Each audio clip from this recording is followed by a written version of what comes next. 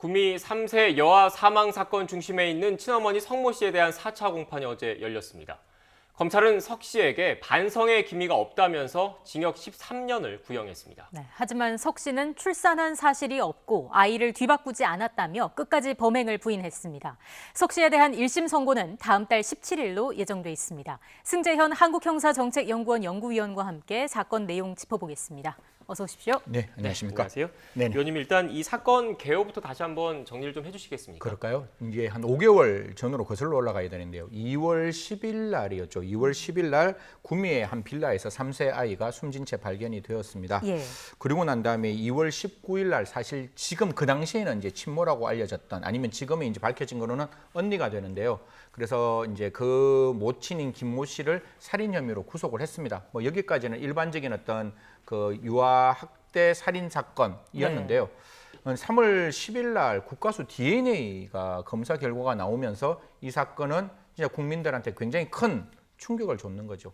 사실 DNA 검사 결과 친모는 그 김 씨가 아니라 지금 우리가 이야기하고 있는 성모 씨 외할머니다라고 나오니까 도대체 이게 어떤 일이냐, 정말 알 수 없는 일 아니냐, 어떻게 자기 친딸의 아이가 그 외할머니 아이냐, 이런 이제 문제가 발생하게 되었고, 이런 과정 속에서 결국 DNA는 거짓말하지 않는다라는 과학적 증거에 기반해서 3월 11일 날 성모 씨를 지금 우리가 이야기하고 있는 성모 씨를 그 미성년자 약취 유인으로 구속을 하고, 6월 4일 날은 지금 김모 씨 원래 아이를 사망하게 했는 그 김모 씨에게 그 법원에서는 징역 20년을 선고했습니다. 다만 그 선고 이후 4일 만에 그 김모 씨는 항소해서 양형 부당을 다투고 있는 듯하게 보이고요. 마지막에는 뭐 모든 걸 받아들이고 반성하겠다라고 분명히 법정에서 말했음에도 불구하고 항소했고, 지금 우리가 이야기하고 있는 성모 씨 어제 이제 검찰이 구형을 했는데 죄질이 굉장히 나쁘다. 그래서 13년을 구형했습니다. 예, 이게 얽힌 인물이 참 복잡합니다. 네네. 제가 준비한 그래픽이 있는데 그걸 보면서 같이 좀 설명을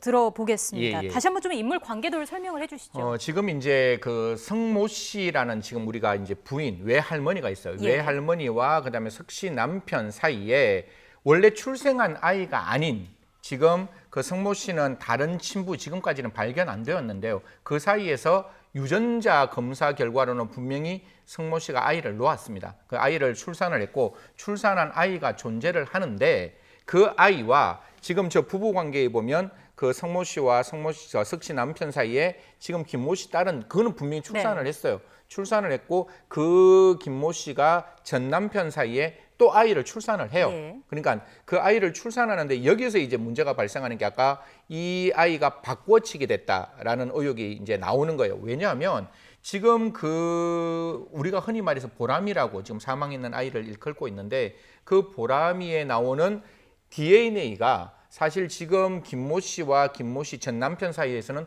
도저히 나올 수 없는 혈액형이고 DNA다 보니까 분명히 그 사이에 지금 석 씨가 출산한 아이와 김모 씨가 출산한 아이는 분명히 바꿔치기 했고, 바꿔치기 됐는 석 씨의 자녀가 사망한 것까지는 과학적 증거 기반으로는 명확하다라는 말씀드리겠습니다. 네. 앞선 그래픽 다시 한번 좀 띄워주시겠습니까? 그 위원님, 그러니까 결국 이 사건의 열쇠는 어떻게 보면 그 성모 씨와 숨진 여아의 DNA는 일치한 부분이 일단 확인이 됐기 때문에 실제 숨진 여아의 친부, 친아빠를 찾는 게 중요한데 아직 그 친아빠의 행방을 찾지 못한 거죠. 참 이 부분이 정말 대한민국은 그렇게 넓지 않는 나라고, 지금 경찰과 검찰이 진짜 혼신의 힘을 기울였음에도 불구하고 분명히 석 씨와 석 씨 남편 사이에서 출생한 아이는 아니거든요. 그런데 그 아이가 지금 바꿔치기 됐고, 그럼 진짜 친부를 찾아야 되는데, 친부를 지금까지 정말 전수조사를 하다시피 꼼꼼하게 그렇게 찾았음에도 불구하고 친부가 누군지는 아직 밝혀지지 않았습니다. 네. 일단 어제 검찰이 석 씨에게 징역 13년의 중형을 구형을 했습니다. 근데 이게 형법상 미성년자 약취 그리고 유인 관련해서는 10년형까지 내려지는 10년 이하의 거잖아요. 징역. 예. 이게 더 많이 내려졌다는 건 나중에 형량이 깎일 걸 감안해서 이렇게 내린 걸까요? 검찰의 입장에서는 이 사건은 저도 그렇게 생각하는데, 죄질이 그렇게 뭐 썩 굉장히 나쁘다, 뭐 좋지 않다는 말보다는 그냥 편하게 그냥 굉장히 죄질이 좋지 않는 범죄입니다. 미성년자 약취 유인이 10년 이하의 징역이고, 여기에 분명히 석 씨가 지금 인정하고 있는 범죄가 있어요. 그게 사체 언닉 미수죄라는 게 있습니다. 사체 언닉 미수는 7년 이하의 징역이에요. 근데 우리나라 대한민국 형법은 두 가지 범죄가 저질러지는 것을 경합범이라 그러고 경합범이 되었을 때는 가장 중한 형기의 2분의 1을 가중하게 되어 있어요. 그러면 10년과 7년 중에 중한 형기는 10년이고 그 10년의 2분의 1을 가중하면 15년 이하의 징역형에 처해질 수 있는 처단형의 범위가 만들어지는데 아까 제가 앞에서 말씀드렸다시피 사체 언닉은 미수잖아요. 그럼 미수면 감경할 가능성이 좀 있는 거예요. 그러다 보니까 최고형인 15년을 구형하기는 검찰 입장에서 혹시 뭐 미수 부분이 있으니까 좀 감경될 여지는 있을 수 있다. 미수기 때문에 그래서 제가 봤을 때는 13년의 형을 구형을 했는데요. 뭐 13년의 구형 저는 결코 낮지 않다. 뭐 충분히 타당성 있는 구형량이다 그렇게 말씀드리겠습니다. 네, 위원님 말씀을 들어보면 결국 그 검찰이 구형을 할 때 어떻게 보면 법정 상한에 근접한 수준으로 네. 강한 구형을 했다는 건데 그거는 네. 그 석 씨가 이 수사 과정에서 이 DNA 결과가 나왔는데도 계속 부인하고 있는 그런 측면도 좀 고려가 됐다고 봐야겠습니까? 뭐 지금 석 씨가 그런 이야기를 해요. 나도 왜 그렇게 DNA 결과가 나온지 모르겠다. 국가에서 만든 과학적 증거는 그거는 내가 받아들인다 할지라도 난 정말 출산하지 않았다. 아마 이 이야기가 두 가지 측면에서 고민될 수 있을 것 같아요. 첫 번째 출산을 했다라고 이야기를 하면 이거는 조금 내밀한 영역이라 조심스러운데 아까 제가 분명히 DNA는 확실합니다. 석 씨와 석 씨 남편 사이에서 출산한 아이가 아니거든요. 그러면 석 씨가 부적절한 관계에서 아이를 출산했다. 이걸 인정하기가 굉장히 힘든 점이고 출산을 했다라고 얘기하면 자기의 친딸의 그 진정한 아이가 교체됐는데 이 아이가 지금 아직까지 어떻게 있는지 우리가 알 수 없는 부분이잖아요. 그러면 결국 자기의 부적절한 어떤 사생활과 그 자기 친딸이 출산한 아이가 행방불명한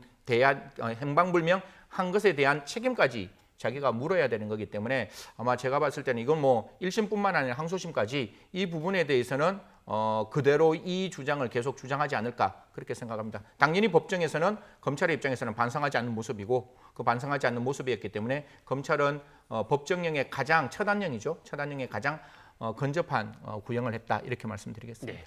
위원님 이렇게 DNA는 거짓말을 하지 않는다라고 전문가분들이 한결같이 얘기를 하고 있는데 이 석 씨 측에서는 키메라 증후군을 얘기를 좀 하고 있더라고요. 이게 정확히 어떤 겁니까? 조금 어려운데요. 그냥 편하게 설명드리면 석 씨와 석 씨 남편 사이에 이제 그 동서관계, 부부관계를 맺어서 임신을 해요. 임신을 하면 일란성이 아니라 이란성 상생아, 즉 남자와 여자의 이란성 상생아가 있는데 이게 그 출산하는 과정에서 한 아이가 사망을 하게 돼요. 그 사람 인부 몸에서. 그러면 이 DNA가 살아있는 아이의 DNA로 들어간다. 이게 키메라 증후군이죠. 그래서 원래는 태어났는데 이 태어난 아이는 두 가지의 DNA를 가지고 있다. 이게 이제 키메라 증후군인데 여기서 제가 정확하게 말씀드릴게요. 그러면 김 씨가 키메라 증후군이 있다라고 해요. 지금 태어났다는 그 김 씨가 그러면 김 씨의 남편이 있었어요. 남편과의 관계에서 부부관계를 맺어서 지금 아이가 태어나면 남편의 DNA가 분명히 아이에게 있어야 되잖아요. 예. 우리 검찰이 이 부분을 분명히 말합니다.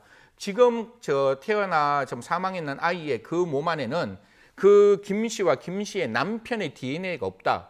그러니까 결국 그 아이는 김 씨의 남편의 DNA가 없기 때문에 그러니까 헷갈릴 수 있으니까 시청자 여러분들 헷갈릴 수 있으니까 김 씨와 김 씨 남편은 DNA상 그 숨진 여아의 그 언니로 얘기하는 거죠. 그러니까 그 언니와 그 다음에 그 남편 사이에서 그 남편의 DNA가 안 나왔기 때문에 이 부분에 대해서는 뭐 제가 봤을 땐 키메라 증후군은 법정에서도 참고 자료만 활용한다 그러고 저는 입론의 여지가 없다. 뿐만 아니라 검찰은 그 김 씨 언니의 모발뿐만 아니라 고각 내 세포를 서너 번 이렇게 그 DNA 검사를 했대요. 그러면 키메라 증후군이 있으면 한 번이라도 다른 DNA가 나와야 되는데 동일한 DNA가 나오고 혈액형은 어차피 바뀔 수가 없는 거잖아요. 지금 김 씨 언니라는 사람이죠. 언니의 그 DNA는 우리가 흔히 말하는 B형이기 때문에 어떠한 남성과 동서 관계를 맺는다 할지라도 부부 관계를 맺는다 할지라도 A형이 나올 수 없기 때문에 키메라 증후군은 법정에서도 절대로 받아들일 수 없는 주장 중에 하나이다 이렇게 말씀드리겠습니다. 네.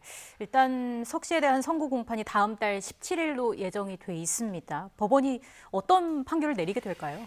지금 같은 경우에는 그 법원에서 세 가지 정도를 이제 확인을 할 거예요. 첫 번째, 아이를 출산을 했는 그 출산의 배경, 정말 석 씨가 아이를 출산했느냐, 그 다음에 아이를 어떻게 바꿔치기 했느냐, 바꿔치기 하고 난 다음에 지금 상황이 어떠냐라고 하는데 뭐 검찰의 입장에서는 이런 이야기를 합니다. 충분히 뭐 출산하면서 체중도 늘었고 속옷을 보정하는 옷도 입었고 10달 정도 그 여성 용품을 사지 않았다. 예. 이런 얘기가 나오기 때문에 충분히 출산했는 그 정황은 보이는 것이고, 그리고 어떻게 바꾸었느냐 하면 분명히 그 아이에 있는 그 발찌라 그러죠. 출산하고 나면 반드시 붙여놓는 네. 그 발찌가 뜯어졌다라는 점과 아이의 체중이 보통 출산을 하면 올라가지 내려가지는 않거든요. 근데 하루 만에 약 200g 이상이 그 출산의 어떤 체중이 줄어들어갔다는 모습. 성인으로 치니까 제가 하루에 한 5kg 정도 빠지는 느낌이더라고요. 예. 그래서 그런 점을 다 고려를 한다면 결국 이 상황에서 아까 제가 말씀드렸죠. 범죄의 동기라는 것은 부적절한 관계에서 출산을 했고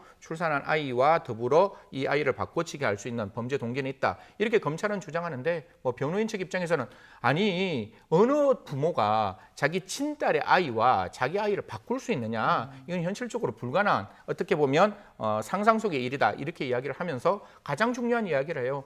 법원에서는 합리적 의심을 넘는 고도의 개연성이 있어야 되는데 지금 검찰의 주장만으로는 충분히 그에 대한 의심은 할 수 있지만 원칙적으로 이 합리적 의심을 넘는 고도의 개연성은 없는 거 아니냐라고 주장하기 때문에 17일 날 선고 공판을 조금 들여다보면 이 부분이 만약에 약취유인이 무죄가 나면